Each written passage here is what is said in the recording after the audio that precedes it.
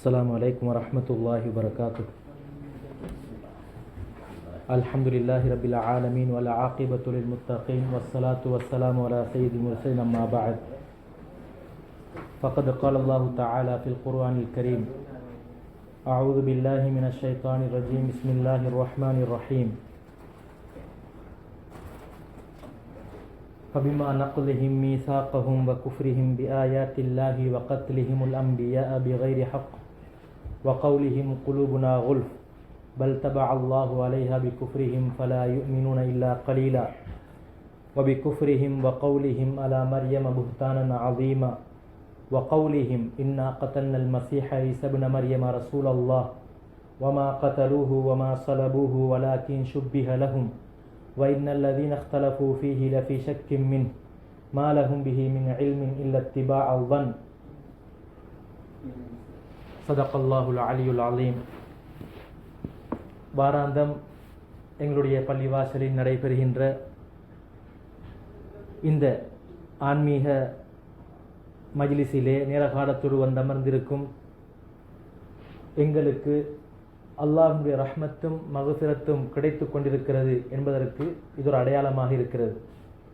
ஏனென்றால் அல்லாஹ் தஆலா குர்ஆனிலே குறிப்பிடுகிறான், வைதா துத்லா அலைஹி ஆயாத்துனா, சில மனிதர்களுக்கு எங்களுடைய அத்தாட்சிகள் குர்ஆன் வசனங்கள் சம்பவங்கள் ஓதி காட்டப்படுகின்ற நேரத்திலே சிலர் என்ன செய்வார்கள், வல்லா முஸ்தக்பிரன், பிரமுதுகிட்டு ஓடிவிடுவார்கள். என்ன செய்வார்கள்? பிரமுதுகிட்டு ஓடிவிடுவார்கள். அந்த இடத்தில் அவர்கள் இருக்க மாட்டார்கள். கல்லம் யஸ்மஹா, அவர்களுக்கு தெரியும் இந்த நேரத்தில் நடைபெறுகிறது, என்னுடைய காதுக்கு கேட்கிறது பேசுவது சொல்லப்படுவது. ஆனால் அந்த இடத்தில் அவர்கள் தெரியாதவர்களை போன்று நகர்ந்து விடுவார்கள். டைம் தெரியும் அல்லது காதுக்கு கேட்கிறது.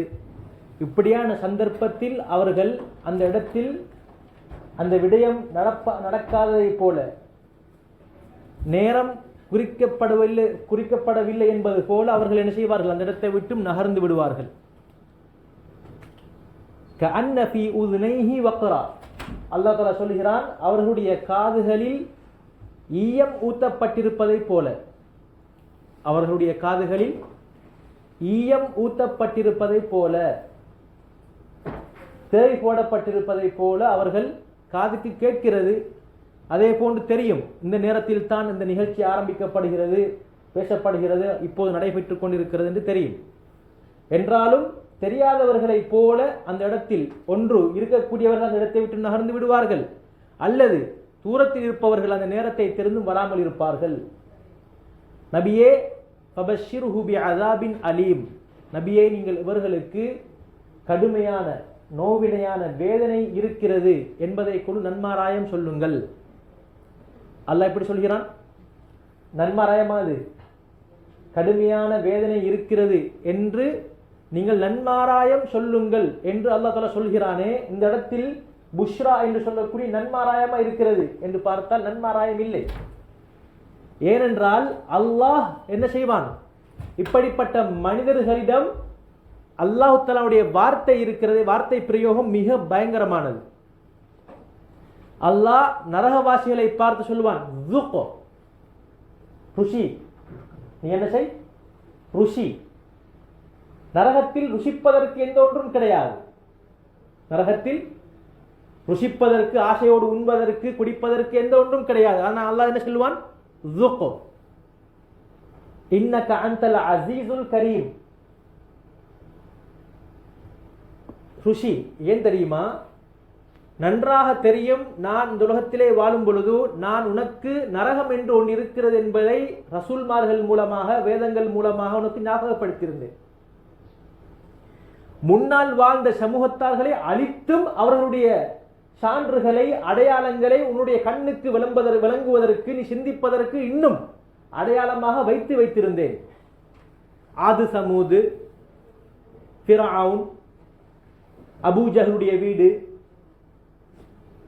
உத்பா ஷைபாவுடைய அந்த கலீபு பத்ர்ல இன்னும் இருக்கக்கூடிய அந்த கிணறு, அபூஜஹல், உத்பா ஷைபா போன்றவர்கள் போடப்பட்டார்கள்.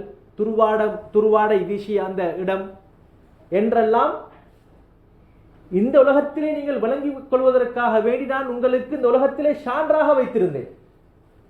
இதனை பார்த்தும் இதனை தெரிந்தும் நீ திருந்தவில்லை, உன்னில் வர வேண்டிய மாற்றம் ஏற்படவில்லை. எனவே ஏ மனிதா, நீ அதன் காரணமாக என்ன செய்? ருசிப்பதற்கு ஒன்றும் கிடையாது. கடுமையான வேதனை, சாப்பிட்டால் குடித்தால் சூடு, இருக்கும் இடமும் சூடு, குடிக்கின்ற சாப்பாடு பானம் எல்லாம் சூடு. நரகத்தினுடைய பெயரை நெருப்பு. ஜஹீம் என்றால் கொழுந்து விட்டு எறியக்கூடிய நெருப்பு. நார் என்றால் நெருப்பு.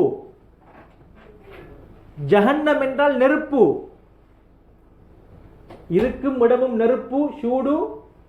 உண்பதும் குடிப்பதும் சூடு என்றால் எப்படி இருக்கும்?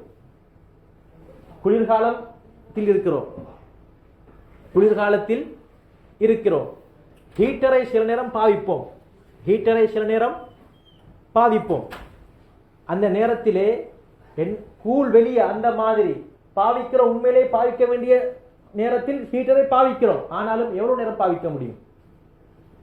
குறிப்பிட்ட ஒரு அளவை தாண்டும் பொழுது உடம்பு கேட்காது, உடம்பு அதனை தாங்கிக்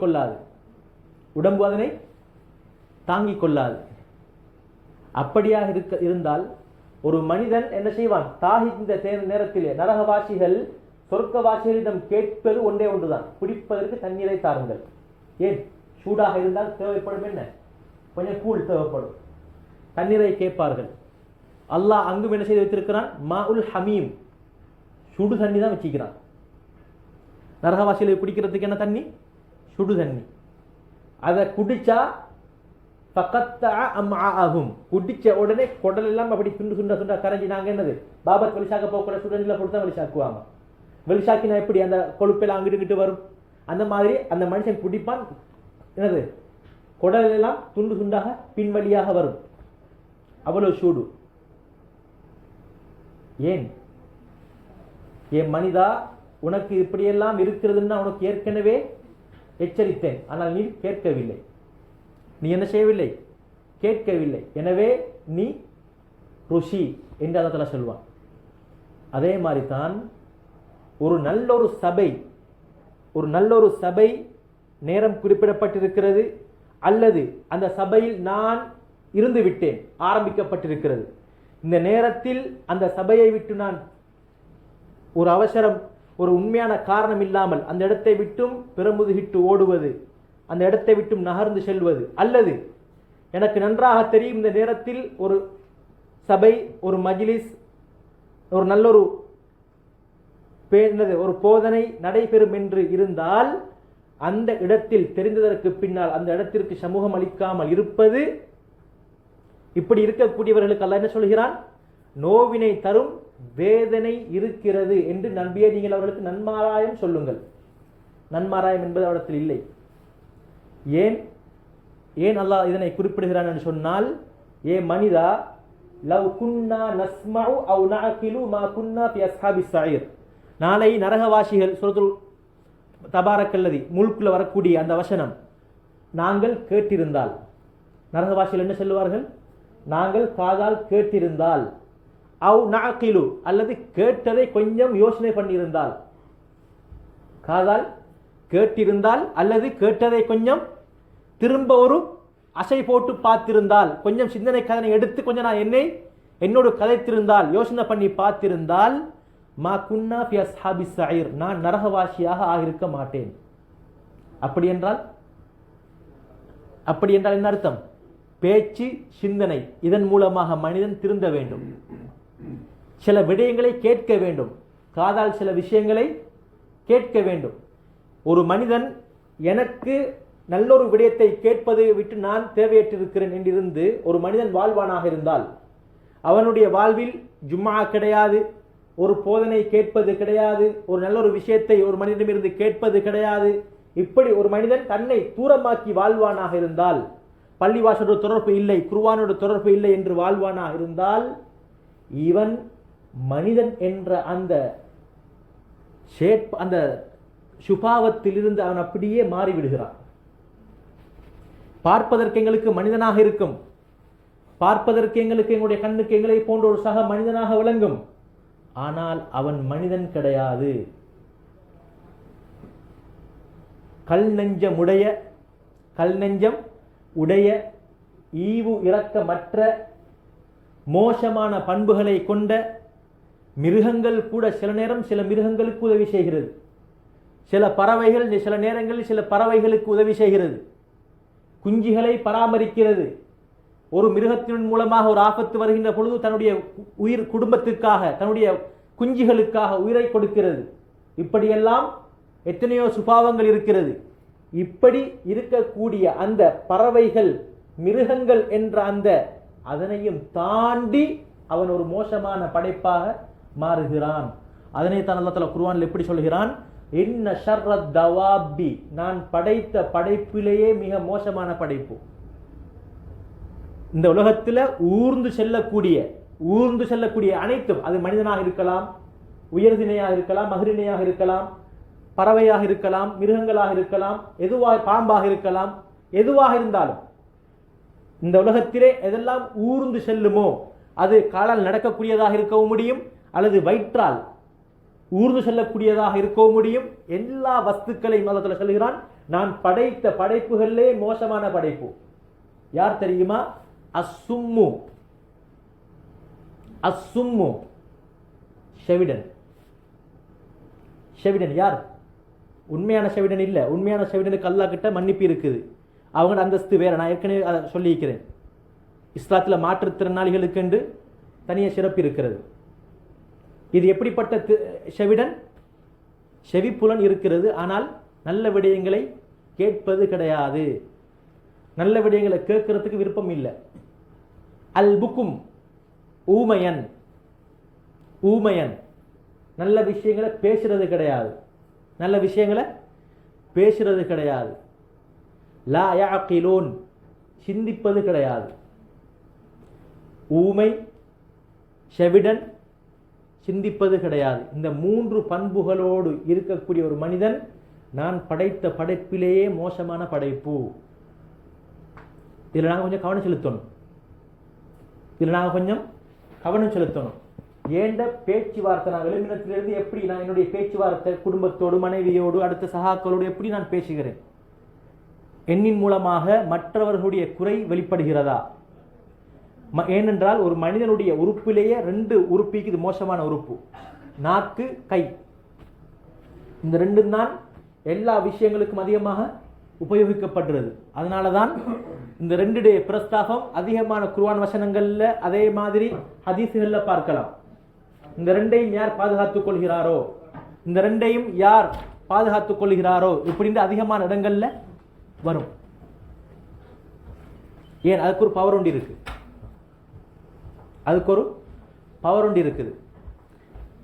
அல்லாஹ் தஆலா சொல்கிறான், நான் இறக்கி வைத்திருக்கக்கூடிய இந்த வேதம், அந்த வேதத்தை விளங்கப்படுத்துவதற்கு நபி ஸல்லல்லாஹு அலைஹி வஸல்லம் அவருடைய போதனை, இந்த 2ஐயும் ஒழுங்கான முறைக்கு ஒரு மனிதன் படிப்பானாக இருந்தால், விளங்குவானாக இருந்தால், அவனுடைய வாழ்வில் நிச்சயமாக பல மாற்றங்கள் ஏற்படும். அல்லாஹுக்கு பொருத்தமான ஒரு நல்ல ஒரு அடியானாக அவன் மாறுவான் என்கிற விடயங்களில் சொல்லப்பட்டிருக்கிறது. அதனை அல்லாஹ் சுப்ஹானஹு வ தஆலா இன்னொரு வசனத்தில் குறிப்பிடுகிறான். எப்படி? இன்ன ஃபீ ஸாலிக லதிக்ரா லிமன் கான லஹு கல்புன் அவ் அல்க ஸம்அ வ ஹுவ ஷஹீத். நான் சொல்லுகின்ற அல்லாஹ் சொல்கிறான், நான் சொல்லியிருக்கின்ற, நான் பேசியிருக்கின்ற இந்த வசனத்தில், என்னுடைய ஸல்லல்லாஹு அலைஹி வஸல்லம் அவர்கள் பேசியிருக்கின்ற இந்த ஹதீஸில் படிப்பினை யாருக்கு இருக்கிறது தெரியுமா? லிமன் கான லஹு கல்புன், யாருக்கு உள்ளம் இருக்கிறதோ, யார் சிந்திக்கிறாரோ அவருக்கு. அவ் அல்க ஸம்அ, செவிப்புலனை போட்டு கேட்கிறவருக்கு. எப்படி?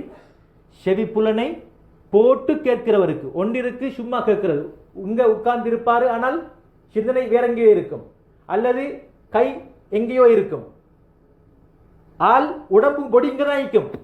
8:45 ஆகும் வரைக்கும், 9 மணி ஆகும் வரைக்கும் பொடி இங்க தான் இருக்கும், ஆனால் சிந்தனை அனைத்தும் வேற எங்கேயோ இருக்கும். செவி புலனை அவர் போட்டிருக்க மாட்டார். கேட்க வேண்டும் என்கிற நோக்கத்தில் கேட்டிருக்க மாட்டார். அல்லாஹ் எப்படி பயன்படுத்துறான்? அல்க ஸம்அ, நான் இப்ப என்னது தவறுதலா விழுகிறது ஒன்று இருக்கு, வேண்டுமென்று போடுறது ஒன்று இருக்கு. யாரும் ஒரு விஷயத்தை செய்ய மாட்டாங்க, ஒரு பொறுமையான பொருளை வேணுமென்று கீழே போட மாட்டாங்க, அதை எடுத்து தான் நிற்பாங்க. அந்த மாதிரி தான் நம்ம எப்படி சொல்லுறான், செவிப்புலனை நான் விரும்பி போடணும், செவிப்புலனை காது தாழ்த்தி கேட்கணும், வஹுவ ஷஹீத் நானும் கொஞ்சம் உற்சாகமாக கேட்கணும்ங்கிற ஆர்வத்தில் கேட்கணும். சுப்ஹானல்லாஹ். இந்த இவ்வளவு பண்பும் யாருக்கிட்ட இருக்குமோ அவருக்குத்தான் பேசப்படுகின்ற விடயம் அவருடைய ஒரு மாற்றத்தை ஏற்படுத்தும். அப்படி இந்த தன்மை இல்லாத ஒரு மனிதன் ஒரு சபையில் இருந்து கேட்பானாக இருந்தால் அவன் அந்த சபையின் மூலமாக பிரயோஜனத்தை அடைந்து கொள்ள முடியாது பூர்த்தியான முறையில். அல்லாஹ் சொல்கிறான், ஃபதக்கிர், நபியே நீங்கள் என்ன சொல்லுங்கள், மக்களுக்கு மத்தியில் என்னுடைய கட்டளைகளை போதனைகளை சொல்லுங்கள். தன்ஃபஉல் முஃமினீன், யாருக்கு பயன் தெரியும் தெரியுமா, யாருக்கிட்ட ஈமான் இருக்கிறதோ, மறுமை வாழ்வு ஒன்று இருக்கிறது, நான் மரணம் அடைய இருக்கிறேன், எனக்கு கேள்வி கணக்கு கொண்டிருக்குது, நான் சிராத் பாலத்தை கடக்கணும், எனக்கு நல்லா கேள்வி கணக்கு கேட்பான், என்னுடைய செயல்கள் பட்டோலைகள் எழுதப்பட்டு கொண்டிருக்குது, இப்படின்னு யாருக்கிட்ட நம்பிக்கை இருக்குதோ இவங்களுக்கு தான் பிரயோஜனம் தரும், இவங்களுக்கு தான் பிரயோஜனம் தரும். அப்படி இல்லாமைக்கு மார்க்க விஷயத்தை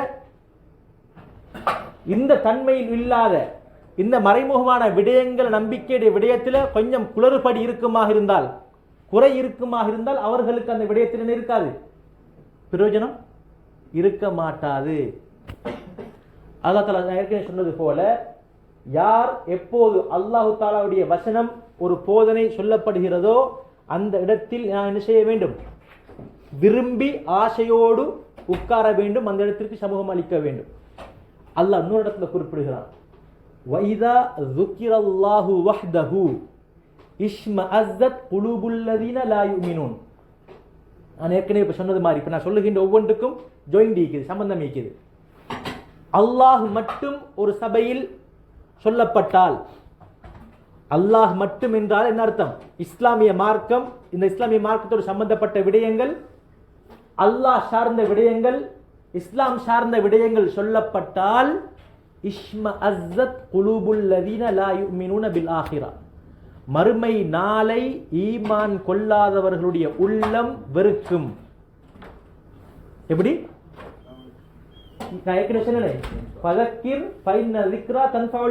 நபியை நீங்கள் ஞாபகப்படுத்துங்கள், நீங்கள் ஞாபகப்படுத்துவது மூமின்களுக்கு பிரயோஜனம் தரும்.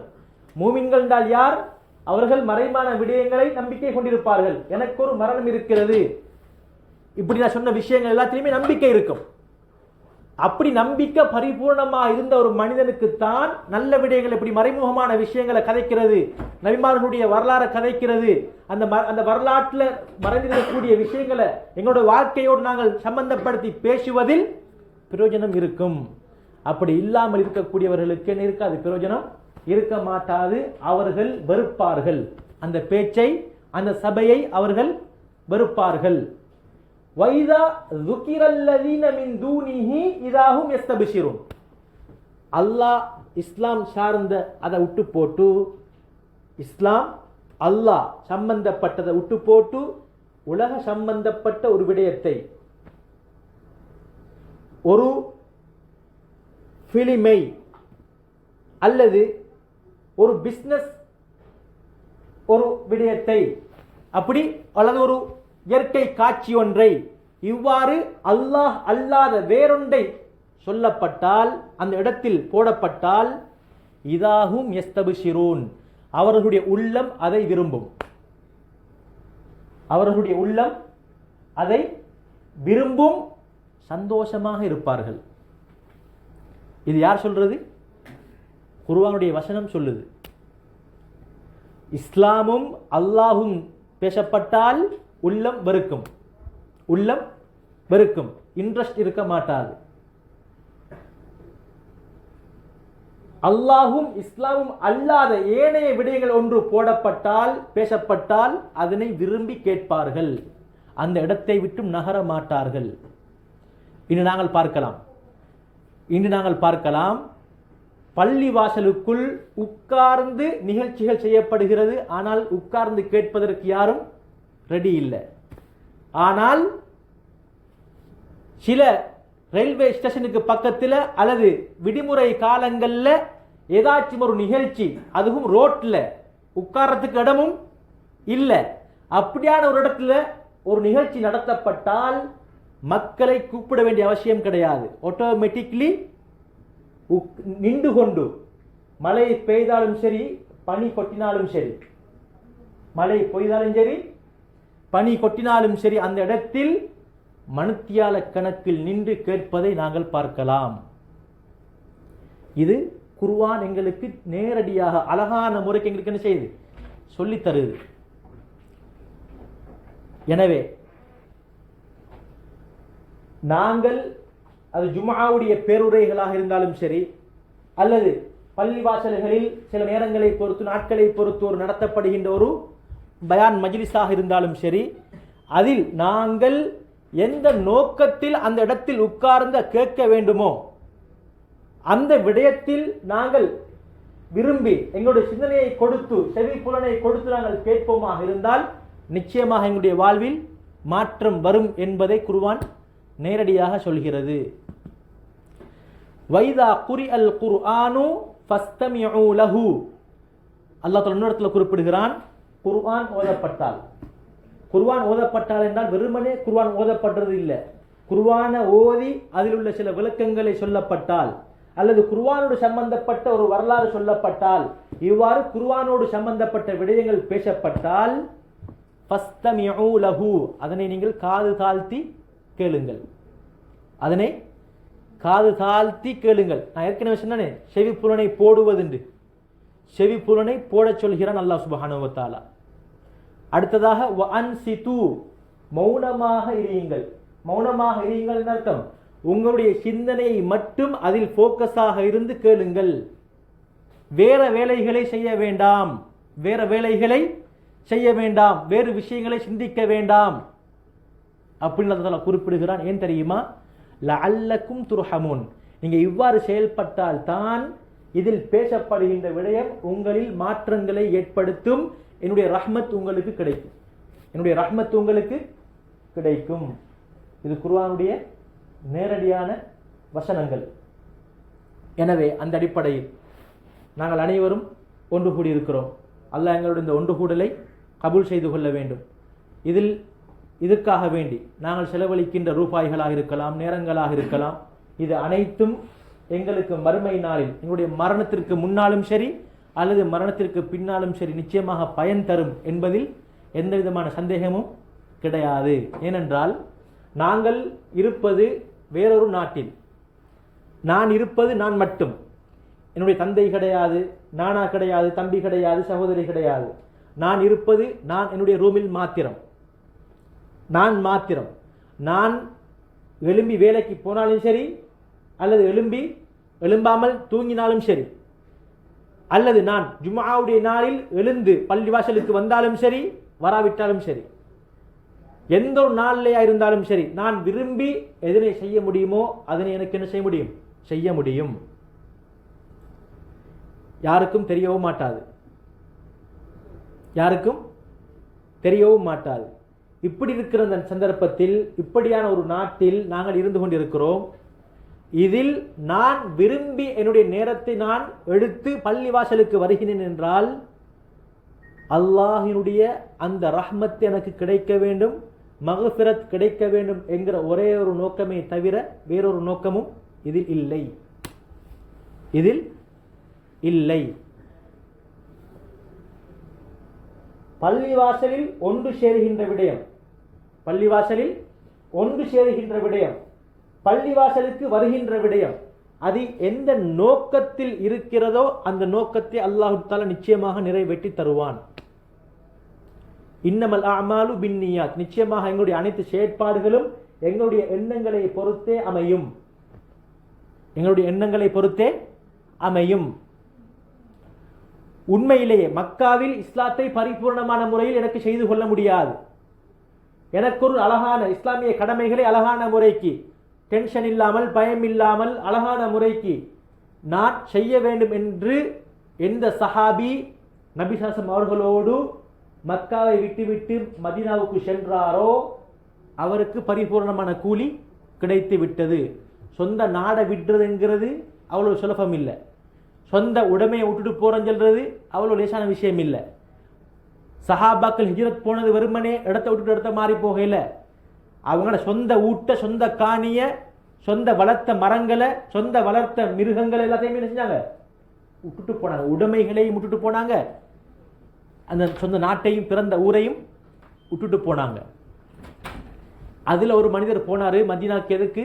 சஹாபாக்களோட சேர்ந்து. நாங்கள் சில நேரம் எங்களோட பேக்கில் சில நேரம் என்னது கரப்பாக்கு பூச்சோ இல்லாட்டி வேற என்ன சரி பூச்சோ என்ன செய்யும் எங்களோட சேர்ந்து. இப்போ கொரியாவிலிருந்து சில நேரம் ஸ்ரீலங்காவுக்கு போய்த்திரும். நான் எடுத்துகிட்டு போனதே அதை ஒரு பொருளைத்தான். நான் அதை எடுத்துகிட்டு போகல, அது சும்மா வந்துச்சு. இது அந்த மாதிரி ஒருத்தர் என்ன செஞ்சார்? சஹாபாக்கள் ஒரு நோக்கத்தில் போனாங்க. என்ன நோக்கம்? பரிபூர்ணமான முறையில் நான் இஸ்லாமிய கடமையை நிறைவேற்றணும். ஒருத்தர் போனார் ஒரு பெண்ணை திருமணம் முடிக்கிறதுக்காக வேண்டி. எல்லாரும் தானே போகிறாங்க. எனக்கு அங்கே ஒரு பெண் இருக்கிறாள், நான் அவளை திருமணம் முடிக்கணும் என்கிறதுக்காக வேண்டி சஹாபாக்களோடு சேர்ந்து அவரும் என்ன செஞ்சார்? போனார். முஹாஜிரு உம்மி கைஸ், அவருக்கு பேர் உம்மு கைஸுக்காக வேண்டி தன்னுடைய நாட்டை விட்டு இன்னொரு நாட்டுக்கு போனவர் அப்படின்னு பேர் அவருக்கு. அப்பதான் ஸல்லல்லாஹு அலைஹி வஸல்லம் சொன்னாங்க, இந்த ஹிஜ்ரத் பயணத்தில் யார் யாரெல்லாம் எந்த நோக்கத்துக்காக வேண்டி வந்தாங்களோ அந்த நோக்கம் அவங்களுக்கு நிறைவேறிடும். யாரெல்லாம் இங்க சம்பாத்தியம் போதா, மக்கால மதீனால நல்ல ஒரு சூழல் இருக்குது, நல்ல ஒரு சீசன் இருக்குது, என்ற தொழிலுக்கு நல்ல கஸ்டமர் மாதிரி இருக்கிறாங்க யார் போனாங்களோ அவங்களுக்கு கஸ்டமர் மார்க் கிடைப்பாங்க. யாரெல்லாம் ஒரு பெண்ணை திருமணம் முடிக்கிறதுக்காக வேண்டி அவ மதீனால இருக்கிறாங்கிறதுக்காக வேண்டி மதீனாக்கு யார் வந்தாங்களோ அவருக்கும் அந்த பெண் கிடைக்கும். யாரெல்லாம் இஸ்லாத்தை பாதுகாத்து நான் இஸ்லாமிய கடமையை சரிவர நிறைவேற்றணும் என்கிற நோக்கத்தில் வந்தாரோ போனாரோ அவருக்கும் என்ன செய்ய முடியும்? மக்கால இல்லாத சுதந்திரம் மதீனால இருக்குது. அழகான முறைக்கு மார்க்கத்தை என்ன செய்ய முடியும்? பின்பற்ற முடியும் அப்படின்னு ஸல்லல்லாஹு அலைஹி வஸல்லம் சொன்னாங்க. ஒரு நீண்ட ஹதீஸை சொன்னாங்க. அப்ப அந்த அடிப்படையில் எங்களுடைய எந்த ஒரு நல்லமலாக இருந்தாலும் சரி, அதில் ஒரு நோக்கம் சம்பந்தப்பட்டிருக்கும். அந்த நோக்கம் சரியான முறையில் இருந்தால் எங்களுடைய அந்த அமல் அல்லாஹ் கிட்ட ஏற்றுக்கொள்ளப்பட்ட அமலாக மாறும். எங்கட ஒவ்வொரு செயற்பாட்டிலையும் நாங்கள் செலவழிக்கிற ஒவ்வொன்றும் பெருமதியானதாக மாறும். இப்ப நாங்கள் இந்த இடத்துல கொடுக்கிற ஒரு மணித்தியாலமாக இருந்தால் அந்த ஒரு மணித்தியாலம் மிக பொறுமதியான ஒரு மணித்தியாலம். அந்த ஒரு மணித்தியாலத்தை நான் எந்த நோக்கத்தில் வந்து கேட்கிறேனோ அந்த நோக்கத்தில் கேட்டால் நிச்சயமாக எல்லாரும் என்ன செய்யும்? பிரதிபலிக்கும். அதற்கு மாற்றமாக நான் வேறொரு நோக்கத்தை நான் வைத்து வருவேனாக இருந்தால் அந்த நோக்கமும் என்ன செய்யும்? இந்த இடத்தில் நிறைவேறும். எந்த நோக்கத்துக்காக வேண்டி வாரமோ அந்த நோக்கமும் என்ன செய்யும்? நிறைவேறும் என்பதுதான் இந்த ஹதீஸினுடைய சுருக்கம். அப்ப நாங்க பள்ளிவாசலுக்கு வருகின்ற நான் உதாரணத்திற்கு தொலை வருகிறேன் என்றிருந்தால் உண்மையிலேயே இது அல்லாஹுடைய கடமை. அல்லாஹ் எனக்கு பல அற்குடைகளை வழங்கியிருக்கிறான். நான் அவனுக்காக வேண்டி தொழ வேண்டும், அவனுக்கு நான் அடிமைத்தனத்தை நான் என்ன செய்ய வேண்டும்? நிரூபிக்க வேண்டும் என்கிற நோக்கம் இருந்தால் நிச்சயமாக நான் அல்லாஹ் என்ன காலப்போக்கில் என்ன செய்வான்? என்னுடைய நிலைமைகளை மாற்றுவான். முதலாவது செய்தி. ஜும்மாவுடைய பேருரையாக இருந்தாலும் சரி, வேற மஜ்லிஸாக இருந்தாலும் சரி, அந்த இடத்திற்கு வருகின்ற நேரத்திலே அதில் இருக்கக்கூடிய நோக்கமும் ஒழுங்கான உண்மையான நோக்கமாக இருந்தால் அந்த நோக்கமும் நிச்சயமாக எங்களுக்கு நிறைவேறும். அதற்கு மாற்றமான எண்ணத்தோடு வருவமாக இருந்தால் எங்களுடைய அனைத்தும் வீணானதாக போய்விடும் என்பதுதான் சுருக்கம். இந்த ஹதீஸ் இருக்குது, நான் ஏற்கனவே சொன்ன அந்த ஹதீஸ், எண்ணங்கள் நியத்தை பொறுத்து. துனியாவை அடைய வேண்டும் என்றிருந்தால் அந்த நோக்கமும் நிறைவேறும். ஒரு பெண்ணை திருமணம் முடிக்க வேண்டும் என்றால் அந்த நோக்கமும் நிறைவேறும். உண்மையான எண்ணம் இருந்தால் அந்த நோக்கமும் நிறைவேறும் என்கிற ஹதீஸ் இஸ்லாத்தில் மிக முக்கியமான ஒரு ஹதீஸ். எந்த ஒரு ஹதீஸ் கிதாபை திறந்து பார்த்தாலும், எந்த ஒரு ஹதீஸ் புக்கை திறந்து பார்த்தாலும் முதலாவது ஹதீஸாக இடம்பெறுவது இந்த ஹதீஸ் தான். இன்னமல் அமாலு பின்னியாத் வ இன்னமா லிகுல்லி இம்ரிஇம் மா நவா ஃபமன் கானத் ஹிஜ்ரத்துஹு இலா துன்யா யுஸிபுஹா அவ் இம்ராஅத்தி யன்கிஹுஹா ஃபஹிஜ்ரத்துஹு இலா மா ஹாஜர இலைஹி வமன் கானத் ஹிஜ்ரத்துஹு இலல்லாஹி வ ரசூலிஹி ஃபஹிஜ்ரத்துஹு இலல்லாஹி வ ரசூலிஹி. இப்படின்னு வரக்கூடிய அந்த நீண்ட ஹதீஸ் எல்லா ஹதீஸ் கிதாபுடைய ஆரம்ப ஹதீஸ். ஏன் எங்கட ஒவ்வொரு செயற்பாடும், அது திருமண வாழ்க்கையாக இருந்தாலும் சரி, பிஸ்னஸாக இருந்தாலும் சரி, ஒரு மனிதனிடம் கடன் வாங்குவதாக இருந்தாலும் சரி, ஒரு மனிதனுக்கு கடன் கொடுப்பதாக இருந்தாலும் சரி, இப்படி எல்லாத்திலையுமே எங்கட எண்ணம் எந்த அடிப்படையில் இருக்கிறதோ அந்த அடிப்படையில் என்ன செய்யும், நிறைவேறும். அதனால தான் நபி சொன்னாங்க, எந்த ஒரு மனிதர் ஒரு மனிதர்கிட்ட கடன் எடுக்கிறாரு, அவருடைய நோக்கம் எடுக்க போக்கிலேயே நான் அந்த கடனை திருப்பி கொடுத்துருவேன் நோக்கம். உண்மையிலேயே ஒருத்தர்கிட்ட கடன் வாங்குறாரு, அவருடைய நோக்கமே எப்படி, யார் அந்த கடனை நான் செஞ்சிடணும், சொன்ன நேரத்தில் திருப்பி கொடுத்துடணும் என்கிற எண்ணத்தில் அவர் எடுத்தாராக இருந்தால் நிச்சயமாக அல்லாஹ்வுடைய உதவி அந்த டைம்ல அந்த கடனை நிறைவேற்றுறதுக்கு கிடைக்கும். யார் கடன் எடுக்க போக்கலையே நான் இவனுக்கு என்னது எப்படி சரி போலியான வார்த்தையை சொல்லி நம்பிக்கையான வார்த்தையை சொல்லி எடுத்துடணும், எப்படி சரி கலட்டிடணும் அப்படின்னு எடுத்து கலட்டிட்டால் நோக்கம் என்ன, திருப்பி கொடுக்கப்படாது, இவனுக்கு ஆப்பு வைக்கணும், நான் திருப்பி கொடுக்க மாட்டேன் அப்படி எண்ணத்தில் யார் எடுக்கிறானோ அவனுக்கு அல்லாஹ்வுடைய உதவி கிடைக்க மாட்டாது. அதை திருப்பி கொடுக்குற விஷயத்தில் அல்லாஹ்வுடைய உதவி அவனுக்கு கிடைக்க மாட்டாது என்று சொன்னார்கள் ஸல்லல்லாஹு அலைஹி வஸல்லம். இதே மாதிரி தான் ஒவ்வொன்றிலையும் திருமணம் ஏன் முடிக்கிறேன், இப்போ சில பேர்கிட்ட கொஞ்சம் பேர்கிட்ட என்னது இப்போ கேட்போமே, சும்மா என்னது ஒரு கேள்வியாக கேட்டால் திருமணம் முடிக்கிற வயசு வந்துட்டு, ரைட், திருமண பேச்சுவார்த்தை நடந்து முடிஞ்சு, பொண்ணையும் பார்த்தாச்சு, ஏன் நீங்கள் திருமணம் முடிக்கிறீங்க, நோக்கம் என்னென்று கேட்டால் அதிகமானவங்க சொல்கிற நோக்கம் ஒரே ஒரு நோக்கம்தான், உடல் தேவை. எல்லாரும் சொல்கிற ஒரே ஒரு தேவை, எல்லாரும் சொல்லுவாங்க என்னது, உடல் தேவை. இது நோக்கங்கள்லேயே கடைசி நோக்கம், நோக்கங்கள்லேயே கடைசி நோக்கம். அதுக்கு முன்னுக்கு எத்தனையோ நோக்கம் இருக்குது, அதுக்கு முன்னுக்கு எத்தனையோ நோக்கம் இருக்குது, அது யாருக்கும் தெரியாது. யார் உடல் தேவைக்காக மட்டும் திருமணம் முடிப்பாரோ அந்த திருமண வாழ்க்கையில் அவருக்கு திருப்தி உண்டாக மாட்டாது, திருப்தி உண்டாக மாட்டாது. இந்த மனிதனுக்கு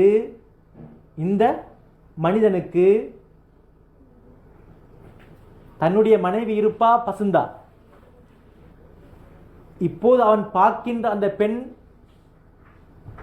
இப்போது தன்னை தாண்டி செல்கின்ற அந்த பெண் தன்னுடைய மனைவியையும் இவளையும் வைத்து பார்த்தால் மலைக்கும் மேட்டுக்கும் வித்தியாசம். ஆனால் இவன் முடித்திருப்பது எதுக்கு, திருமணத்தை முடிச்சிக்கிறது உடல் தேவைக்கென்றிருந்தால், தற்பொழுது கொரியாவில் வசிக்கிறானாக இருந்தால் அந்த பெண்ணை பார்ப்பது இவனுக்கு இன்ட்ரெஸ்டாக இருக்கும், மனைவியை பார்த்து பேசுறதுல இன்ட்ரெஸ்ட் இருக்காது. ஏன், முடிச்சிக்கிறது எது, பக்கத்தில் இல்லை, அவ பக்கத்தில் இல்லாத சுட்டி அவளை விட ஆக அலங்கோலமான மோசமான அல்லது தான் என்னென்ன குவாலிஃபிகேஷன்ல நாங்கள் பார்த்து நாங்கள் முடிச்சோமோ அந்த குவாலிஃபிகேஷன்லாம் இவகிட்ட ஈக்காது. ஆனால் இவ பக்கத்தில் இப்போ ஈப்பா, இவ தேவதையாக விளங்கும். ஏன், காரணம் என்ன, திருமணம் முடிச்ச நோக்கம் பிழை. திருமணம் முடிக்கிற நோக்கத்தில் ஒன்றாவது நோக்கம் என்னென்றால், நபி ஸல்லல்லாஹு அலைஹி வஸல்லம் அவர்கள் திருமணம் முடித்தார்கள், எனவே அந்த வழிமுறையை நான் பின்பற்றுவதற்காக வேண்டி திருமணம் முடிக்கிறேன். முதலாவது. ஏன், நபிமார்கள் அனைவரும் திருமணம் முடித்தார்கள், அவர்களுக்கு பிள்ளைகள் இருந்தார்கள், பேரப்பிள்ளைகள் இருந்தார்கள். அத குர்ஆன்ல குறிப்பிட்டிருக்கிறான். அனைத்து நபிமார்களும் திருமணம் முடித்தார்கள், பிள்ளைகள் இருக்கிறது. குறிப்பிட்ட சில நபிமார்களை தவிர, யஹ்யா அலைஹிஸ்ஸலாம் திருமணம் முடிக்கையில், அதுக்கு முன்னுக்கு அவங்க வஃபாத் ஆயிட்டாங்க, கொலை செய்யப்பட்டுட்டாங்க. அதே மாதிரி ஈசா அலைஹிஸ்ஸலாம் திருமணம் முடிக்கையில் அவங்க வானத்துக்கு உயர்த்தப்பட்டுட்டாங்க. இப்படி குறிப்பிட்ட சில நபிமார்களை தவிர வயதை அடைந்த திருமணம், அந்த வயதை அடைந்த எல்லாருமே என்ன செய்தார்கள், திருமணம் முடித்தார்கள். வஜஅல்னா லஹும் அஸ்வாஜன் வஸுர்ரியா, அவர்களுக்கு நாங்கள் மனைமார்கள் அவர்களுக்கு இருந்தார்கள், பிச்சலங்கள் இருந்தது, பனீன் ஆம்பளை பிள்ளைகள் இருந்தார்கள், ஹஃபதா பேர பிள்ளைகள் இருந்தார்கள் என்று குர்ஆன் பேசியது. எனவே முதலாவது நோக்கம் இஸ்லாத்தினுடைய சொல்லப்பட்டிருக்கிறது.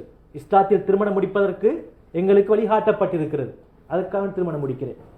அடுத்தது, நபி ஸல்லல்லாஹு அலைஹி வஸல்லம் அவர்கள் நாளை மறுமை நாளிலே அவர்களை பின்பற்றிய சமுதாயத்தினர்களில் பெரும் சமூகத்தினரை கொண்ட நபியாக யார் இருப்பார்கள்? எங்களுடைய கண்மணி நாயகம் ஸல்லல்லாஹு அலைஹி வஸல்லம் அவர்கள் இருப்பார்கள். எனவே நபி அவங்க சொன்னாங்க, ஃபைன்னி முகாசிருன் பிக்கும் யௌமல் கியாமா, நாளைக்கு நான் மறுமை நாள்ல அதிக தொகை கொண்ட, அதிக என்னை பின்பற்றிய மக்கள் கொண்ட ஒரு நபியாக நான் இருப்பேன். எனவே நீங்கள் திருமணம் முடித்துக் கொள்ளுங்கள். அடுத்ததாக எங்களுடைய அஃபத்தை பாதுகாத்துக் கொள்ள வேண்டும். எங்களுடைய அஃபத்தை பாதுகாத்துக் கொள்ள வேண்டும். மனிதன் என்கிறவனுக்கு ஆசை இருக்கிறது. மனிதன் என்கிறவருக்கு ஆசை இருக்கிறது. அது எப்படித்தான் இருந்தாலும், எந்த அளவுல பக்குவப்பட்டிருந்தாலும் எவ்வளவுதான் விபச்சாரம் ஹராம் என்று தெரியும், அதன் மூலமாக மோசமான நோய்கள் தொற்றும் என்கிறதெல்லாம் தெரியும். அப்படி தெரிந்தாலும் கூட சில நேரம் இந்த திருமணம் முடிக்காத ஒரு நிலைமையில் ஒரு மனிதன் இருந்தால் அவனுக்கு என்ன செய்யும்? சில நேரம் மோசமான வழிக்கு அவன் சென்று விடுவான். ஏன்? அந்த நேரத்தில் அவனுடைய அந்த ஆசை மிகைத்து அவன் அந்த ஆசையை பூர்த்தி செய்வதற்கு அவன் முனைவான். ஆசை என்னது? அந்த ஆசையை தீர்த்து கொள்றதுக்கு அவன் முனைவான். எங்கட நாட்டில் பல சம்பவங்கள். எங்கட நாட்டில் இன்னொரு பக்கம் ஒன்று இருக்கு, இன்னொரு பக்கம் ஒன்றும் இருக்கு, ரெண்டு பக்கம் இருக்கு. நல்ல பக்கம் ஒன்று இருக்குது, மோசமான பக்கம் ஒன்று இருக்குது. மோசமான பக்கங்கள் எப்படி? எங்கட நாட்டில் இன்றைக்கு எத்தனையோ கொலைகள் நடந்துட்டுது. அந்த கொலை செய்யப்பட்டவர்கள் எல்லாரும் மூதாட்டிகள். யார்? மூதாட்டிகள். 70 வயசு 75 வயசு. எப்படி கொலை செய்யப்பட்டிருக்கிறாங்க? கைகால் கட்டப்பட்டு, கொச்சிக்காத்தூள் பூசப்பட்டு, நஞ்சு கொடுக்கப்பட்டு, கழுத்து அறுக்கப்பட்டு, இப்படி பல கோணங்களில் அவர்கள் கொலை செய்யப்பட்டிருக்கிறார்கள். அனைவருடைய போஸ்ட்மார்ட் ரிப்போர்ட் எப்படி? அனைவரும் துஷ்பிரயோகப்படுத்தப்பட்டிருக்கிறார்கள். அனைவரும் துஷ்பிரயோகப்படுத்தப்பட்டிருக்கிறார்கள். ஏன்? அவனுடைய ஆசையை அவன் பூர்த்தி செய்து கொள்வதற்காக வேண்டும். இஸ்லாம் என்ன சொல்லுது? உங்களுக்கு திருமணம் முடிக்கிற வயசு வந்துட்டா உங்களுக்கு அந்த செலவீனத்தை, குடும்பத்தை வழிநடத்தக்கூடிய செலவீனம் அமைப்பை வழிநடத்தக்கூடிய அமைப்பில் உங்களுக்கு பொருளாதாரம் ஈக்குதா? உங்களுக்கு விரும்புகிற, எப்படி அதை சொல்லுது இஸ்லாம்? விரும்பாத ஒத்தியை முடிக்க சொல்லல இஸ்லாம். ஃபைன் திபுன லக்கும், உங்களோட மனசு பிடிச்சிட்டா. ஏனென்றால் பெண் என்றால், ஆண் என்றால் அந்த ஆணுகிட்ட என்னெல்லாம் இருக்குதோ அதே தான் அடுத்த ஆணுகிட்டையும் இருக்கும். இதுதானே இனம். இனம் என்று சொன்னால் என்ன அர்த்தம்? இனம் என்று சொன்னால் என்ன அர்த்தம்? இந்த இனத்தில் அந்த இனத்தில் இது இருக்குமா இருந்தால் இதுல என்னென்ன பண்பெல்லாம் மீக்குதோ அதே சப்ஜெக்ட் அதிலே மீக்கும். அதான் இனம் என்ற பெயர். அப்ப மனிதன் என்கிறது ஒரு இனம். அதுல ஆண் ஒரு வகை, பெண் ஒரு வகை. இந்த ஆண் வகையில எல்லாருக்கிட்டையும் மீக்கிறது அதே தான் எல்லா ஆணுகிட்டையும் மீக்கும். சைஸுகள் வேறுபடலாம், ஆனால் இருக்கிறதெல்லாம் ஒன்றுதான். இருக்கிறதெல்லாம் ஒன்று. அப்படின்னா கை என்பது சிலருடைய என்னது, எல்லாரையும் என்னது ஒரே மாதிரி இருக்காது, வித்தியாசப்படும். கால் எல்லாம் ஒரே மாதிரி இருக்காது, வித்தியாசப்படும். விரல்கள் எல்லாம் ஒரே மாதிரி இருக்காது, வித்தியாசப்படும். ஆனால் இருக்கிறது எல்லாமே ஒன்றுதான். விரல் தான், கை தான், நாக்கு தான். இதே மாதிரி தான் பெண் வகையில, மனித வகையில அந்த பெண் இனத்தில் அந்த பெண்ணுக்கு, ஒரு பெண்ணுக்கு என்னெல்லாம் இருக்குமோ அதே தான் எல்லா பெண்ணுக்கிட்டையும் இருக்கும். அதே தான் எல்லா பெண்ணுக்கிட்டையும் இருக்கும். எனவே இஸ்லாம் என்ன சொல்லுது? உங்களோட மனசுக்கு பிடிச்சதுக்கு பின்னால் என்ன செய்யுங்க? திருமணம் முடியுங்க. மனசுக்கு பிடிச்சதுக்கு பின்னால திருமணம் முடியுங்க. ஏன்? நீங்க பார்க்கும் போதே நீங்க தவறு விட்டு இருந்தால் அது நீங்க உங்களோட பொறுப்பு இல்லை. அதாவது அது உங்களோட தவறு. அது யாரோட தவறு? உங்களோட தவறு. வலைக்கும் சலாம். அது உங்களோட தவறு. யாருக்கும் வற்புறுத்தி இஸ்லாத்துல என்ன இல்லை. எந்த அளவுக்கு சொன்னா, இஸ்லாத்துல கூட ஒரு பிற மதத்தவனை என்ன செய்ய முடியாது. கையை காலை பிடிச்சி இஸ்லாத்துக்கு நீ களிமா சொல்லணும் என்று வற்புறுத்தி செய்விக்க முடியாது. இஸ்லாத்துக்கு எடுக்க முடியாது, எடுக்கவும் கூடாது. லா இக்ராஹ ஃபித்தீன். இஸ்லாத்துல வற்புறுத்துதல்ங்கிறதுக்கு பேச்சே இல்லை. வற்புறுத்துதல்ங்கிறதுக்கு பேச்சே இல்லை. அப்ப எனவே இந்த அடிப்படையில் ஒரு பெண் தனது மனதுக்கு பிடித்து விட்டால் அவளோடு நான் என்ன செய்யணும்? திருமணம் பேச்சுவார்த்தை நடந்து முடிச்சாச்சு. ரைட். அடுத்த நோக்கம் என்ன? என்னுடைய பார்வையை நான் பாதுகாக்கணும், என்னுடைய அஃபத்தை நான் பாதுகாக்கணும், என்னுடைய பார்வையை நான் பாதுகாக்கணும், என்னுடைய அஃபத்தை நான் பாதுகாக்கணும். இந்த நோக்கம் பிழைக்குமாக இருந்தால், நான் சொன்ன மாதிரி ஆரம்பத்தில் அந்த ஓர்டர் படி அந்த ஓர்டர் பிழைக்குமாக இருந்தால், அல்லது வெறுமனே ஒரே ஒரு நோக்கம் உடல் தேவை மட்டும் இருந்தால் அங்கு பிரச்சனை இருக்கும். இந்த மேல் சொன்ன அந்த அடிப்படையில் இருக்குமாக இருந்தால் நிச்சயமாக எங்களுடைய ஒவ்வொருடைய வாழ்க்கையிலும் என்னுடைய மனைவியை தாண்டி இன்னொரு பெண்ணை பார்ப்பதற்கோ ரசிப்பதற்கோ என்ன இருக்காது, தேவைகள் ஏற்பட மாட்டாது. எனவே இப்படி ஒவ்வொன்றுக்கும் ஒரு நோக்கம் இருக்கு. இஸ்லாத்தில் எந்த ஒன்றையும் கண்ணை மூடிட்டு செய்ய சொல்ல இல்லை. இஸ்லாத்தில் எந்த ஒரு விடயத்தையும் கண்ணை மூடிக்கிட்டு செய்ய சொல்ல இல்லை. பெஸ்ட்டுக்கு இப்போ நான் மிஸ்வாக் செய்கிறேன், இப்போ உதாரணம் மிஸ்வாக்ங்கிற ஒரு சுண்ணத்தான ஒரு அமல் ஒன்று இருக்கு. ரைட். இதை பெஸ்ட்டுக்கு எடுத்து நான் பார்க்கணும், நான் ஆய்வு செய்யணும். இது ஏன் நபி ஸல்லல்லாஹு அலைஹி வஸல்லம் சொல்லிக்கிறாங்க, இதன் மூலமாக என்ன கிடைக்கும்? எல்லாருக்கும் தொலைச்சல்றது. இப்போ உதுங்கிறது கொஞ்சம் கையை கழுவுறது, முகத்தை கழுவுறது, இதுதானே உதுனா என்ன? அந்த குறிப்பிட்ட அந்த உறுப்பை மட்டும் கழுவுறது, அதுதான் பேர் உது. இப்போ நான் தொஹருக்கு செஞ்சிட்டேன், உது முறிஞ்ச அசருக்கு திரும்ப உது செய்யணும். ஏன் இது திரும்ப திரும்ப உது என்கிற ஒரு அமல் என்னது கடமையாக்கப்பட்டிருக்குது? உது இல்லாட்டி தொழுகையே கூடாது. ஏன் உது? ஏன் உது? என்ன காரணம்? நாங்கள் யாசரி தேடிக்கிறோமா, யாசரி பார்த்திக்கிறோமா? இல்லை. இப்படி ஒவ்வொரு அமலும் ஏன் தொஹர் தொழுகையை எனக்கு அதில் நேரத்தை விட்டு போட்டு அசர் நேரத்தை தொழலாது? இப்போ 5 நேரம் தான் ஒரு நாளைக்கு தொழணும். அதே இதை சுபுகுக்கு கொஞ்ச நேரம் 2 ரக்காத், தொஹருக்கு 4, அசருக்கு 4, மகரிபுக்கு 3, இஷாக்கு 4. ரைட். இப்போ இந்த நேரத்தில் எல்லாத்தையும் சேர்த்து எனக்கு நேரம் கிடைக்குது இஷாக்கு பின்னால் 10 மணிக்கு போகிறோம். 10 மணிக்கு போகிற அழகா எனக்கு என்ன செய்யணும்? நேரத்தை எடுத்து அழகா 2 மணி நேரம் தொழுது முடிக்கலுமே. நோக்கம் என்ன? தொழணும். இப்போ அதே இது இப்படி அந்த நேரத்துக்கு நான் விட்டு போட்டு அப்படி எல்லாத்தையும் ஒன்றுக்கு சேர்த்து என்னது 10 மணிக்கு போகிறோம் அழகா என்ன செய்யணும்? அதுவும் இருட்டில் தனிமையில் அழகான முறைக்கு என்ன செய்யலாம்? நீண்ட ருக்கூட நீண்ட சுஜிதோட எனக்கு தொழிலுமே. நாங்கள் இப்படி ஏன் அப்படி பிரித்து வச்சிருக்குது? காரணம் என்ன? ஒவ்வொன்றுக்கும் பல மறைந்திருக்கக்கூடிய ரகசியங்கள் இருக்குது. ஒவ்வொன்றையும் ஆராய்ச்சி செய்ய நாங்கள் தொடங்குவோமாக இருந்தால், படிக்க தொடங்குவோமாக இருந்தால் எங்களில் வரக்கூடிய மாற்றமே வேற. அதனால தான் சில படித்தவங்க வராங்க இஸ்லாத்துக்கு, வந்தவங்க எங்களை விட கூடுதலாக என்ன செய்கிறாங்க? மார்க்கத்தை பின்பற்றுறாங்க. காரணம் என்ன தெரியுமா? விளப்பத்தோட நோக்கம் தெரிஞ்சு அந்த அமலை செய்கிறாங்க. படித்து இதில் என்ன நோக்கம், இதில் என்ன ரகசியம், இதில் என்ன நன்மைகள் இருக்குது, உலக அடிப்படையில் என்ன லாபம் இருக்குது, மறுமை அடிப்படையில் என்ன லாபம் இருக்குது, இப்படிலாம் ஒவ்வொன்றா ஆய்வு செஞ்சு அதை செய்கிறாங்க. அதனால தான் மிஸ் பண்ணாமல் என்ன செய்கிறாங்க? எங்களை விட அழகான முறைக்கு இஸ்லாமிய மார்க்கத்தை பின்பற்றி கொண்டு போகிறாங்க, தெரிஞ்சு செய்கிறதுனால. ஆனால் எங்களுக்கு நாங்கள் செய்கிறோம் சில விஷயங்கள், அது சடங்காக மாறுது காலப்போக்கில். ஒரு நோக்கம் உண்டு இல்லை அதுக்கு. சிலவங்களுக்கு நீங்கள் இப்படி ஓதுறீங்க தானே, உதாரணத்துக்கு சுபகுக்கு பின்னால் இப்படி நீங்கள் என்னது புல் சூறா ஓதிட்டீங்க, 3 சூறா, இதில் உங்களுக்கு என்ன லாபம் கிடைக்குது உலக அடிப்படையிலையும் மறுமையுடைய அடிப்படையிலும் என்று கேட்டால் சில பேருக்கு தெரியா. ஆனால் அவங்க செஞ்சு வந்திருப்பாங்க என்னது 5 வருஷமா 10 வருஷமா, அதில் என்ன கிடைக்குது லாபம், என்ன சிறப்பு, அதில் என்ன சிறப்பு இருக்குது. இப்படி நீங்கள் செஞ்சு வாரீங்க தான் இந்த அமல், இதன் மூலமாக உங்களுக்கு என்ன சிறப்பு கிடைக்குதுன்னு கேட்டால் தெரியா. இப்படி நாங்கள் தெரியாமைக்கு புரியாமைக்கு செஞ்சு கொண்டு போகிறோம். ஒரு விஷயத்தை கேட்க போக்கல, படிக்க போக்கல, சமூகம் தந்திருக்க போக்கல, எந்த அடிப்படையில் அதை நான் அணுகணுமோ அந்த முறையில் அணுகாம இருக்கிறதுனால வரக்கூடிய விளைவுகள் எல்லாம் சடங்காக சம்பிரதாயமாக மாறிக்கொண்டு போகுது. இன்றைக்கு எங்களோட சமுதாயத்தில் இஸ்லாத்தை பின்பற்றக்கூடிய எத்தனையோ ஃபேமிலிகளுக்கிட்ட, எத்தனையோ மனிதர்கள்கிட்ட நாங்கள் கதைக்க போக்கல, இஸ்லாத்துடைய அமல்கள் ஒரு மனிதன் தூக்கத்திலிருந்து விழிச்சதுக்கு பின்னால அவன் திரும்ப தூங்கும் வரைக்கும் அந்த அவனுடைய செயற்பாடுகளுக்கு தானே இஸ்லாத்தினுடைய அடிப்படையில் இருக்கக்கூடிய செயற்பாடுகள், இதெல்லாம் எப்படி நடக்குது, இதில் என்னத்துக்காக வேண்டிய, இதில் காரணம் என்ன, நோக்கம் என்ன, சிறப்பு என்னன்னு கேட்டால் அதிகமானவங்களுக்கு தெரியா. எங்களோட வாப்பா செஞ்சாங்க, எங்களோட வாப்பா பழக்கினாங்க, எங்களோட அப்பா பழக்கினாங்க, நாங்கள் இப்படி செஞ்சுட்டு கொண்டு போகிறோம்.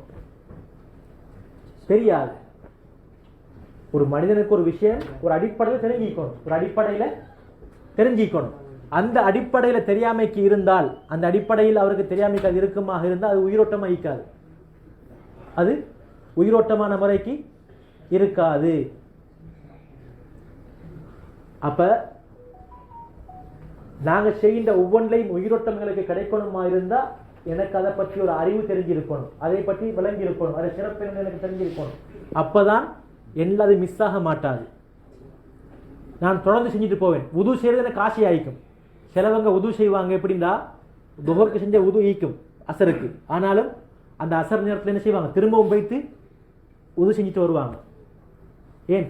அவங்களுக்கு தெரியும் அந்த உதுவுடைய சிறப்பு என்னன்னு. இப்படி ஒவ்வொன்றிலும் எத்தனையோ விஷயங்கள் இருக்குது. எங்கட மனைவி மாற்ற கேட்டு பார்ப்போமே, எங்கட பிள்ளைகள் படிக்கிற பிள்ளைகளுக்கு இன்னைக்கு தெரியாது. இப்ப ஒரு 10ஆம் ஆண்டு படிக்கிற பிள்ளைண்டா ஸ்கூலுக்கும் போகுது, அதே நேரத்தில் பள்ளி வாசலுக்கும் போகுது. ஆனால் இஸ்லாமிய புக் எப்போ படிக்குது, 5ஆம் ஆண்டுலேருந்து படிக்குதுன்னா ஒரு 5 வருஷம் படிக்குது. இஸ்லாமிய புக்ஸ், இஸ்லாம் பாடம் எங்கட ஸ்கூல்ல போடப்பட்டிருக்குது, 5 வருஷம் படிக்குது. ஆனால் அந்த பிள்ளைகிட்ட அதில் வர விஷயங்களை கேட்டா சொல்ல தெரியா. கிளி கிளி கிளியும் என்னது பேசும், கிளியும் என்ன செய்யும், பேசும் சில விஷயங்களை. சில கிளி என்ன செய்யும், குல் ஹுவல்லாஹு அஹத் ஓதும், சில கிளி சூரத்துல் ஃபாத்திஹாவும் ஓதும். சில கிளிகள் அப்படி இருக்குது. ஆனால் அதுக்கு என்னது என்ன செய்யணும்னு தெரியுமா? தெரியாது. காது கேட்டுச்சு, பாடமாக்கிச்சு, அவ்வளவுதான். அந்த மாதிரி தான் எங்களோட சமூகமும் இன்றைக்கு. எத்தனையோ பிள்ளைகள் 11ஆம் ஆண்டு, ஆனால் அதில் வர விஷயங்களை, சின்ன சின்ன விஷயங்களை கேட்டால் தெரியாது. சின்ன சின்ன விஷயங்கள்.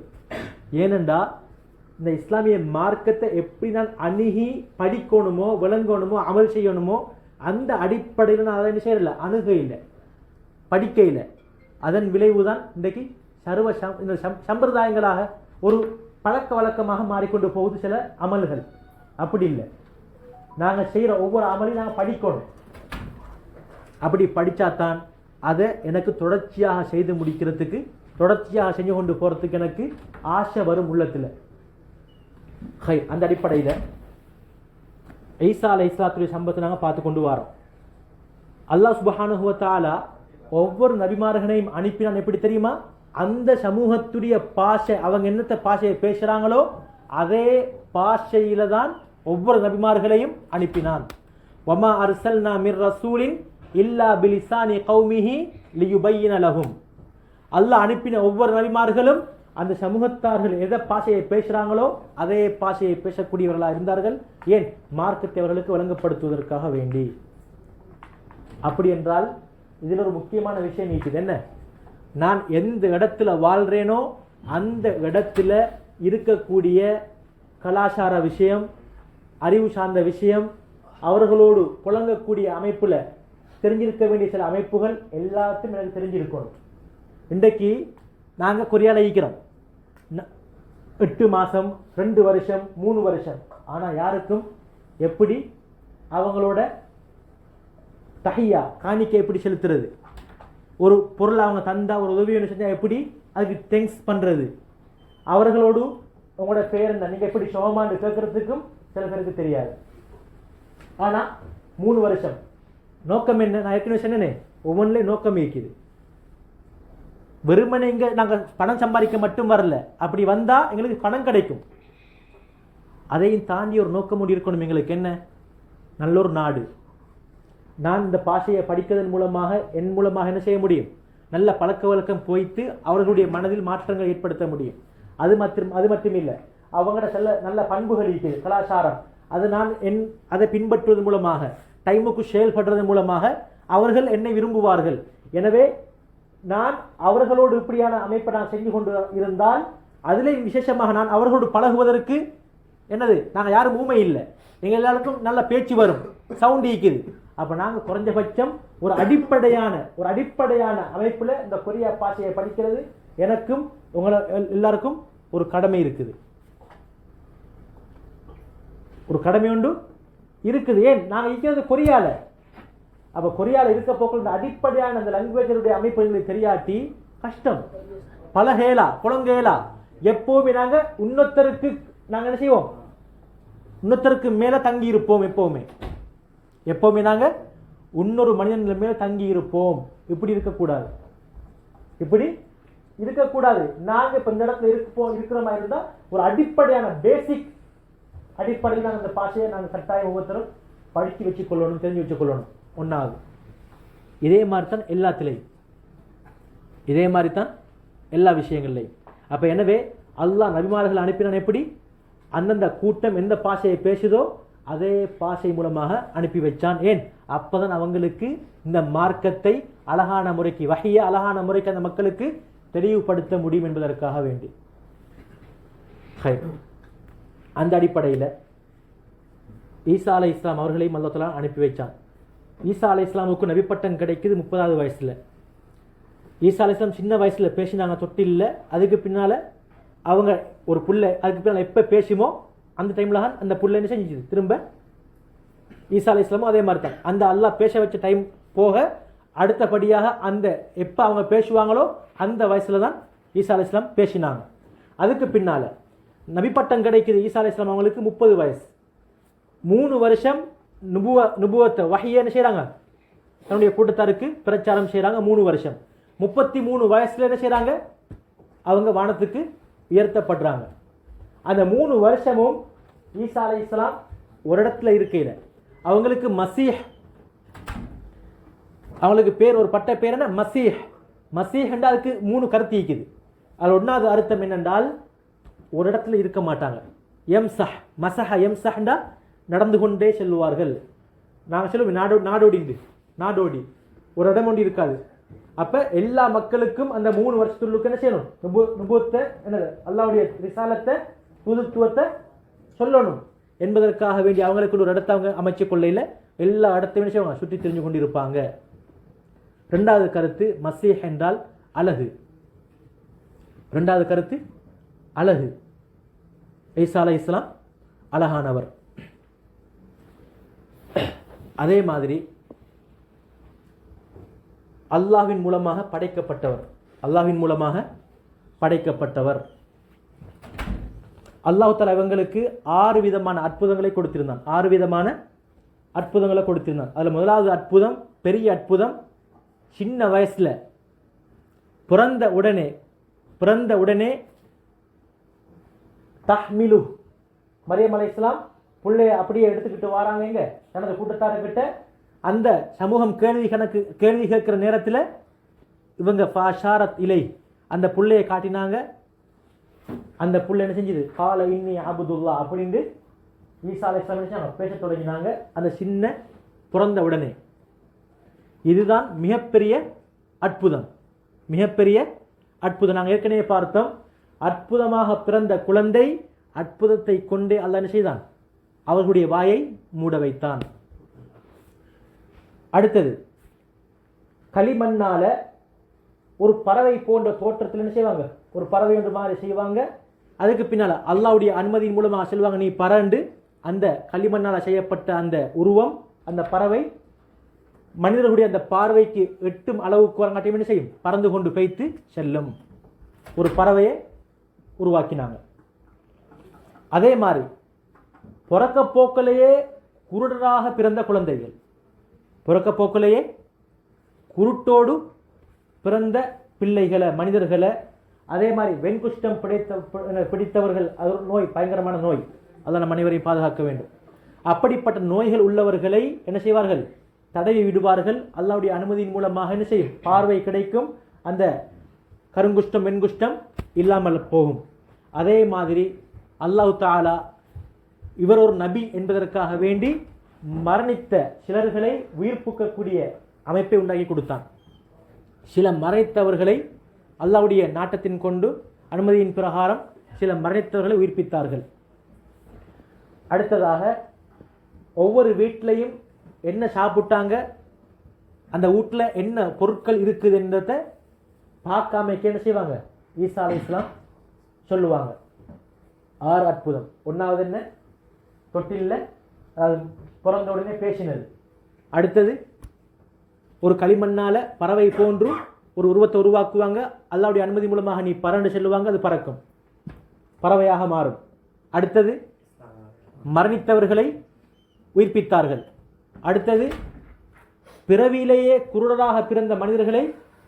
கண்ணுக்கு பார்வை கொடுத்தது, கருங்குஷ்டம் வெண்குஷ்டம் பிடித்தவர்களை அந்த நோயை இல்லாமலாக்கினது. அடுத்தது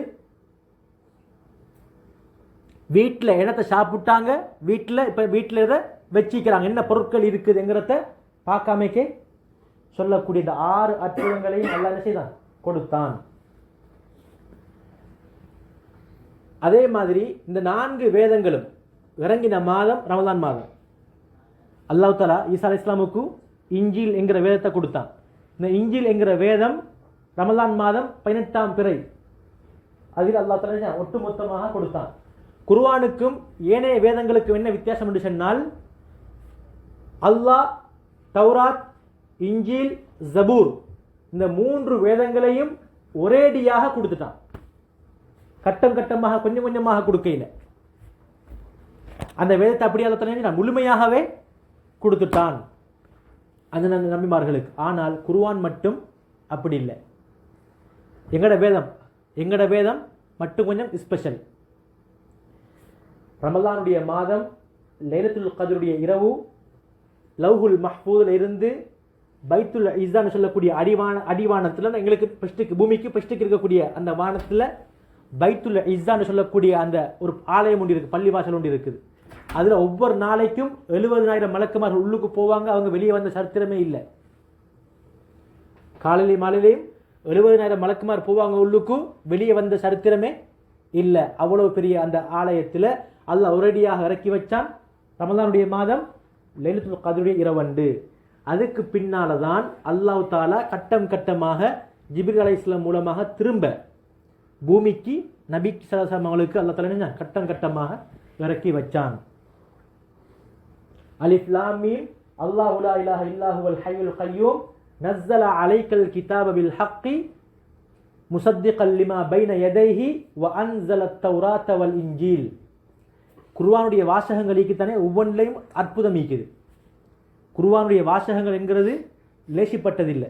அதனால தான் மனிதர்களுடைய வார்த்தைக்கும் குர்ஆனும் உடைய வார்த்தைக்கும் வித்தியாசம் இருக்குது.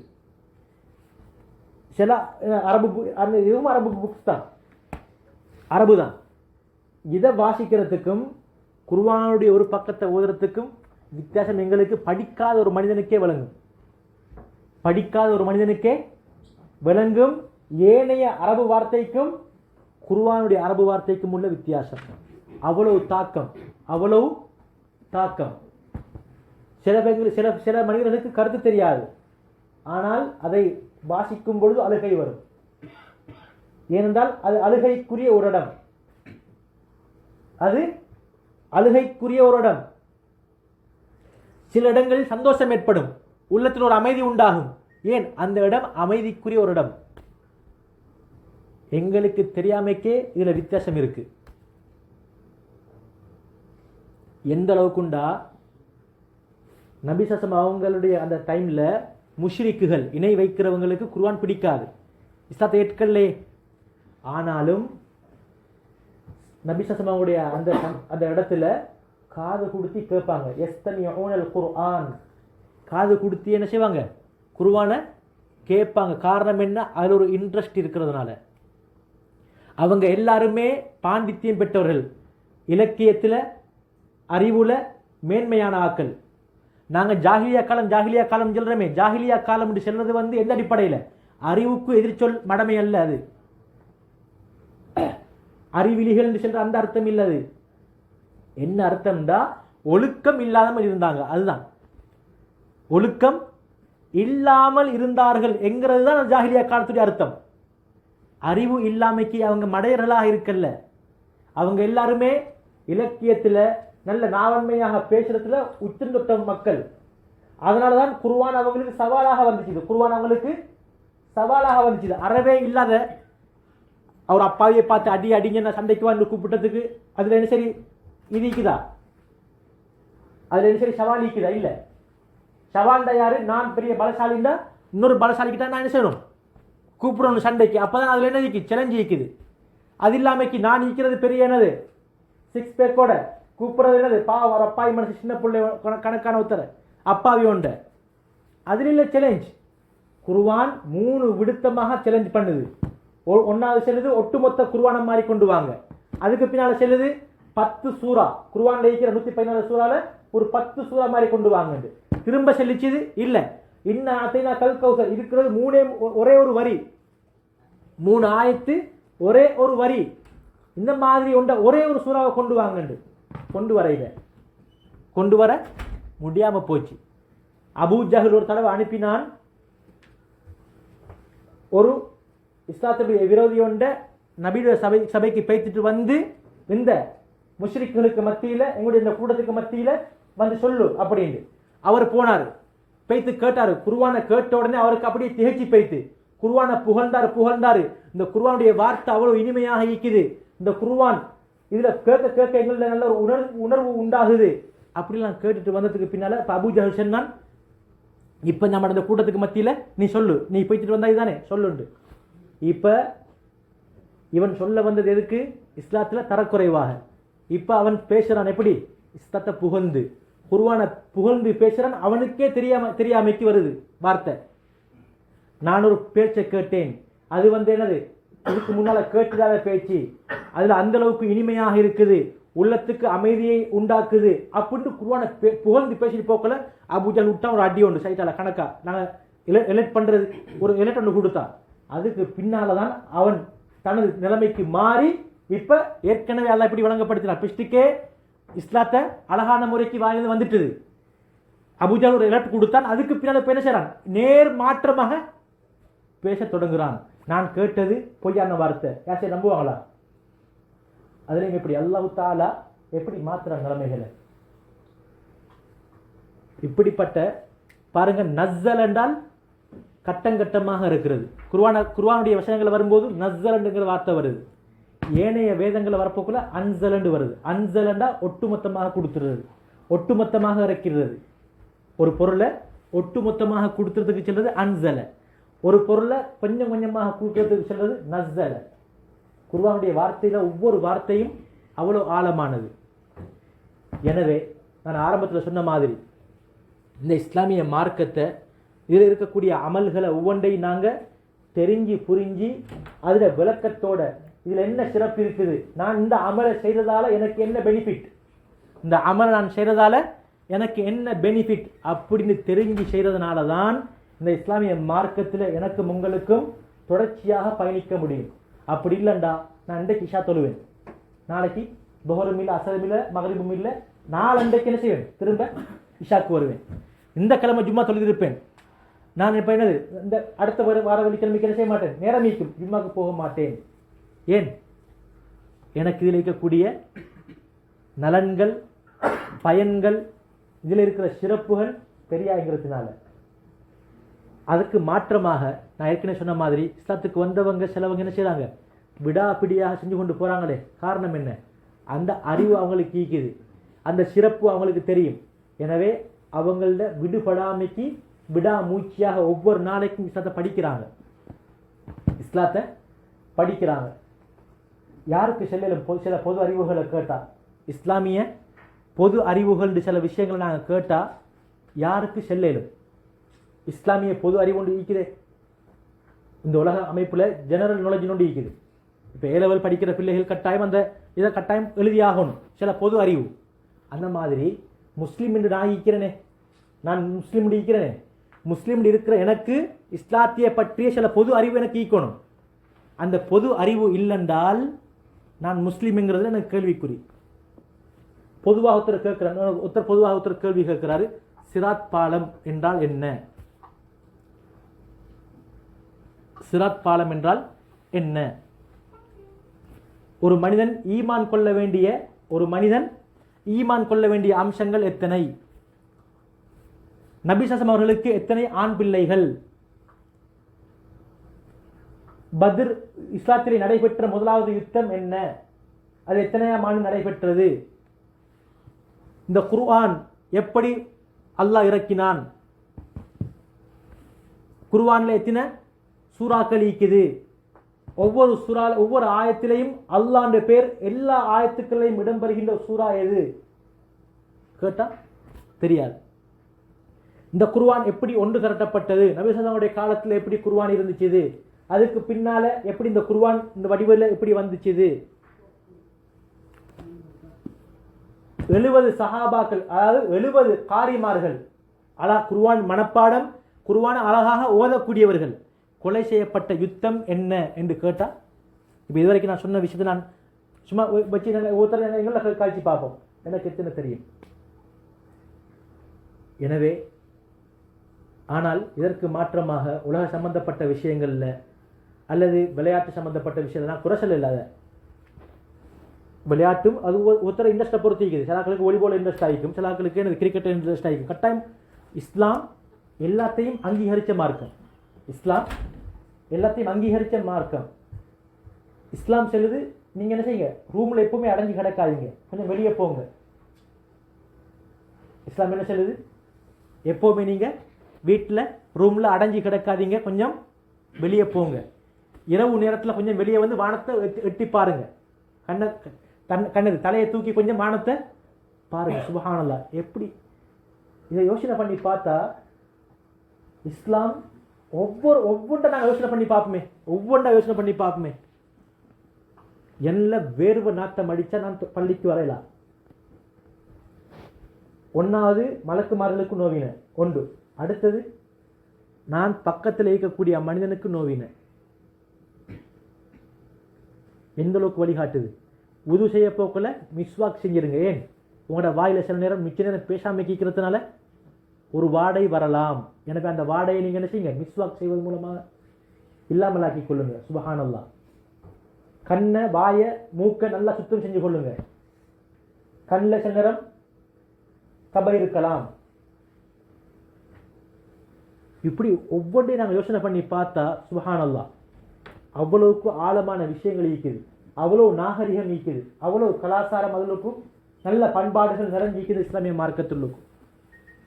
அப்போ எனவே நாங்கள் ஒவ்வொருத்தரும் இந்த அடிப்படையில் இந்த இஸ்லாமிய மார்க்கத்தை அழகான முறைக்கு படித்து நான் விளங்கெடுக்கணும், அதை நான் பின்பற்றணுங்கிற அடிப்படையில் நான் இஸ்லாமிய மார்க்கத்தை நான் படிக்க தொடங்கினால் ஒரு நாளைக்கு ஒரு ஹதீஸ், ஒரு நாளைக்கு ஒரு குர்ஆன் வசனம், இப்படின்னு சொல்லி தொடங்கினா ஒரு 5-6 வருஷத்தில் எனக்கு என்ன செய்ய முடியும், அழகான ஒரு அடிப்படையில் இஸ்லாமிய ஒரு பொதுமகன், இஸ்லாமிய பொது அறிவுகளோடு ஒரு இஸ்லாமிய ஒரு மனிதன் எப்படி இருந்தால் அந்த அறிவோடு நான் இருப்பேன். எனவே இதெல்லாம் பேசினமோ அந்த விஷயங்களை எங்களோட வாழ்க்கையில் நடைமுறைப்படுத்துறதுக்கு நைட்டுக்கு தூங்குறதுக்கு கொஞ்சம் முன்னால் ஒரு 1/2 மணி தியாலம் லைட்டை கொஞ்சம் ஆஃப்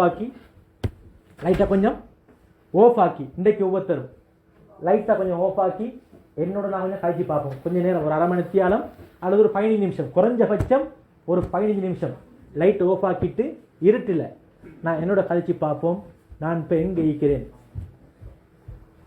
இதே மாதிரி ஒரு இருட்டில் தான் கண்ணை மூணத்துக்கு பின்னால் கொண்டு வைப்பாங்க. அப்படி ஒவ்வொருத்தரும் நாங்கள் எங்களோட கழிச்சு பார்த்தால் எங்களோட உள்ளம் என்ன செய்யும், ஒவ்வொரு மனுஷனும் தன்னுடைய மனசாட்சியை விட்டும் என்ன செய்யலாது, தூரம் போகிறதுக்கு இயலாது. ஒவ்வொரு மனிதனுக்கும் தன்னுடைய மனசாட்சி அடுத்தாக்கள் எல்லாரும் ஏமாத்தலும், உங்களுக்கு முன்னால் என்னது எனக்கு நல்ல நடிக்கலும், என்னது நல்ல முறையில் என்னது சிரிச்சு பேசலும், அவர் போனதுக்கு பின்னால் திரும்ப அவரை பற்றி குறை சொல்லலும், இப்படி எத்தனையோ விஷயங்கள் செய்யலாம். ஆனால் எப்படித்தான் செஞ்சாலும் அல்லாஹ் உள்ள முன்னு வச்சுக்கிறானே, மனசாட்சியோடு வச்சுக்கிறானே, அந்த மனசாட்சிக்கு யாருக்கும் என்ன செய்யலாது, துரோகம் செய்யலாம். அந்த மனசுக்கு தெரியாமைக்கு யாருக்கும் எந்த ஒரு விஷயத்தையும் செய்யறதுக்கு இயலாது. அப்போ நைட்டுக்கு என்னோட நான் கதைக்க போக்குள்ள தான் என்ன செய்யும், என் நப்சு எனக்கு என்ன செய்யும், சொல்லித்தரும். என் உள்ளம் எனக்கு சொல்லித்தரும் நான் யார், நான் எப்படி நடந்து கொள்கிறேன், என் வாழ்க்கை எப்படி போகுது என்கிறத என் உள்ளம் எனக்கு சொல்லித்தரும். அப்போ எனவே அந்த அடிப்படையில் நாங்கள் எப்படி அதை செஞ்சு எங்களோட வாழ்க்கையில் மாற்றங்கள் ஏற்படுத்திக் கொள்வதற்கு நாங்கள் ஒவ்வொருத்தரும் முயற்சி செய்வோமாக. எல்லாம் வல்ல இறைவன் நம் அனைவருக்கும் அவனுடைய இஸ்லாமிய மார்க்கத்தை மார்க்கமாக பின்பற்றி நபி ஸல்லல்லாஹு அலைஹி வஸல்லம் வாழ்க்கை பிரகாரம் எங்களுடைய வாழ்க்கையை அமைத்துக் கொள்வதற்கு எல்லாம் வல்ல இறைவன் நம் அனைவருக்கும் தௌஃபீக் செய்வானாக. வாஹிரு தஅவானா அனில் ஹம்துலில்லாஹி ரப்பில் ஆலமீன்.